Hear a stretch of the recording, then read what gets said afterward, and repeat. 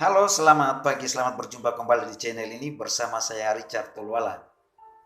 Apa kabar semuanya? Semoga kesehatan Anda tetap dijaga di tengah pandemi COVID-19 ini. Kali ini saya akan membahas tentang apa itu konflik dan mengapa penting dilakukan manajemen konflik. Nah, baik, ketika saya diberikan tugas untuk mengasuh mata kuliah manajemen konflik, sesungguhnya saya berterima kasih kepada Pak Ferry Hurid, dosen senior saya. Darinya saya menerima banyak sekali pengetahuan, baik dalam bentuk diskusi-diskusi hangat maupun dalam bentuk referensi dan sumber-sumber yang beliau berikan kepada saya. Oleh karena itu, pada kesempatan ini saya mau mengucapkan terima kasih kepada Pak Ferry Hurid. Salam, respect yang setinggi-tingginya. Kembali kepada konten, saya mau mengatakan bahwa sebenarnya di dunia ini tidak ada manusia pun, tidak ada satu orang pun yang bebas dari konflik. Di pelosok lokalitas negeri manapun, tidak ada satupun manusia yang bebas dari konflik.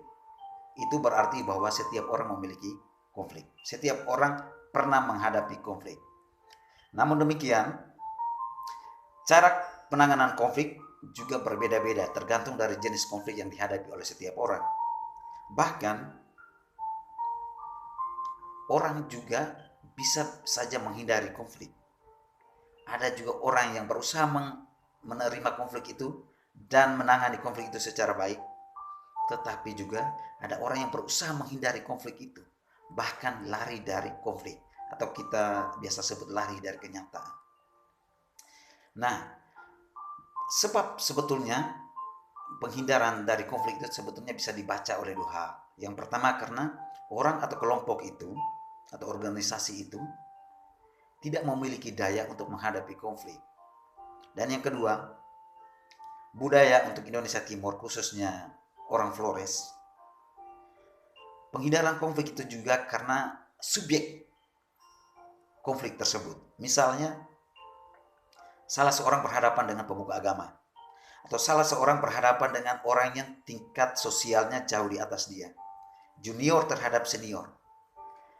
Respek yang besar terhadap pemuka agama atau terhadap pemerintah atau juga terhadap orang yang memiliki tingkat sosialnya lebih tinggi darinya akan memberikan dia rasa minder atau memberikan batasan-batasan yang jelas sehingga dia tidak bisa berani menghadapi konflik itu dengan subjek tersebut. Maka dengan sendirinya dia akan menghindari dari konflik itu.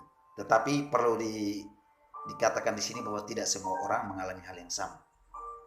Nah, sebenarnya apa itu konflik?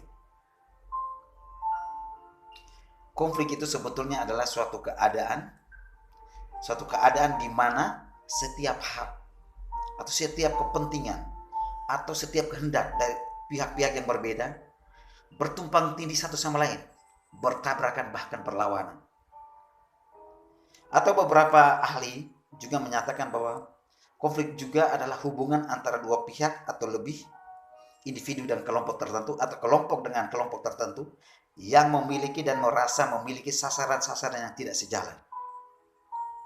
Nah, karena sasaran-sasaran yang tidak sejalan inilah menimbulkan konflik atau yang disebut dengan konflik itu.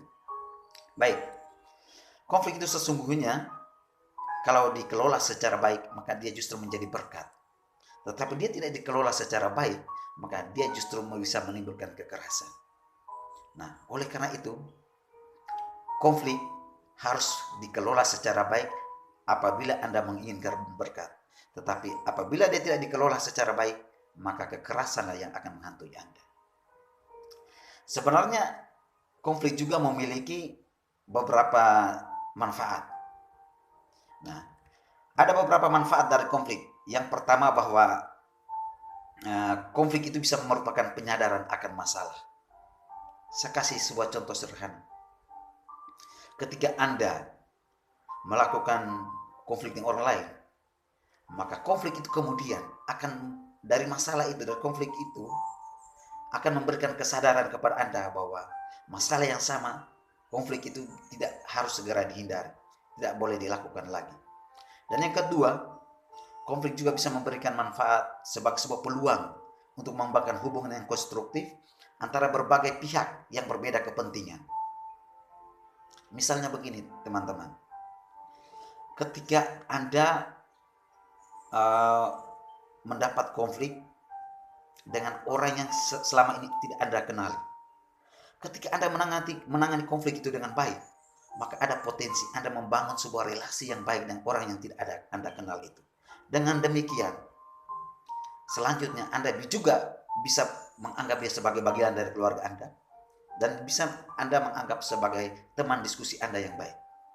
Dan yang berikutnya, yang ketiga adalah konflik juga bisa membawa penyadaran akan keberadaan pihak yang lain.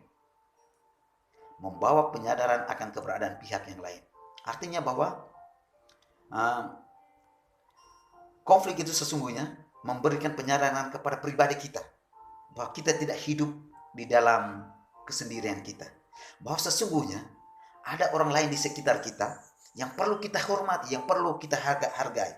Nah, selama ini apabila kita memiliki pemikiran bahwa hidup hanyalah aku, dan aku untuk hidup, dan di sekitar saya tidak ada orang lain selain aku, tetapi munculnya sebuah masalah atau sebuah konflik itu, maka kemudian Anda akan menyadari bahwa ternyata Anda tidak hidup dalam kesendirian. Anda hidup dalam sebuah konteks di mana Anda berinteraksi dengan orang lain. Nah, ketika Anda menghadapi masalah, maka ketika Anda menangani konflik atau masalah tersebut dengan baik, maka Anda tentu akan menyadari bahwa ternyata Anda tidak hidup dalam kesendirian, melainkan Anda juga hidup dengan orang lain. Disitulah muncul pengakuan bahwa di sekitar Anda hidup juga orang lain di sekitar Anda yang juga membutuhkan pengakuan eksistensis.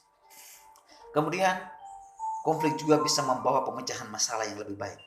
Nah, fungsi atau manfaat konflik yang keempat ini itu mengandaikan bahwa Anda hidup dalam sebuah masalah yang berulang kali. Maka ketika Anda menangani masalah yang jenis pertama, kemudian Anda dapat lagi jenis masalah yang sama, Anda dapat lagi 2 tahun kemudian Anda dapat mendapati jenis masalah yang sama, maka solusi pada permasalahan yang pertama, kedua, dan ketiga akan menjadi pembelajaran bagi Anda untuk mengambil solusi yang lebih baik dari masalah pertama dan kedua dan ketiga. Kemudian yang kelima, masalah juga meningkatkan produktivitas. Misalnya ada konflik yang dibangun antara dua kubu yang berbeda, antara masyarakat juga dengan pemerintah.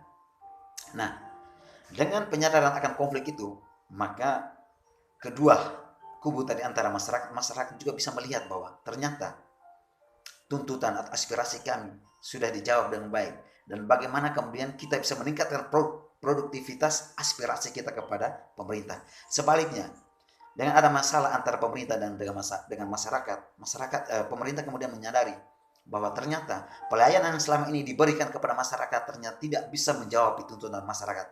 Oleh karena itu, solusinya adalah kita harus meningkatkan produktivitas pelayanan. Nah, kemudian manfaat yang keenam adalah menjadi ajang pemberdayaan. Nah, pola pikir yang lama di sebuah masyarakat yang tradisional dalam penanganan konflik harus segera ditinggalkan. Nah, oleh karena itu, sebagai seorang mahasiswa, Anda tidak hanya dituntut untuk mengetahui teori-teori konflik, untuk mengetahui bagaimana proses menangani konflik, tetapi Anda juga dituntut untuk menjadi seorang fasilitator konflik yang baik. Anda tidak hanya dituntut untuk mengetahui teori dan mengetahui pengetahuan terkait manajemen konflik, tetapi Anda dituntut untuk memiliki keterampilan dalam menangani konflik. Oleh karena itu, pola pikir masyarakat tradisional yang lama dalam penanganan konflik yang ujung-ujungnya adalah kekerasan atau penanganan masalah yang masih bersifat klasik, itu harus diganti dengan pola pikir yang baru. Nah, pada kesempatan itulah Anda sesungguhnya memberikan injeksi pemberdayaan kepada masyarakat. Dan yang ketujuh, manfaat yang ketujuh adalah konflik dapat membawa keuntungan sosial ekonomi. Penanganan konflik yang baik akan membawa keuntungan sosial dan ekonomi. Mengapa demikian? Ketika penanganan konflik melalui jalur damai, ada kesepakatan yang dibangun, ada kesepahaman yang dibangun, bahwa dengan konflik ini, pihak yang benar atau pihak yang salah bisa memberikan balasan. Misalnya dalam penanganan konflik sosial yang ada di pelosok-pelosok, masih diberlakukan soal sanksi, masih juga diberlakukan soal istilahnya balas budi, balas kebaikan, balas atas kesalahan yang diperbuat. Maka bisa menimbulkan keuntungan ekonomi. Dan juga bisa menimbulkan keuntungan sosial. Relasi sosial akan dibangun hanya karena kita terlibat dalam konflik dari berbagai individu, dari berbagai kelompok yang berbeda. Saya kira sekian saja, terima kasih.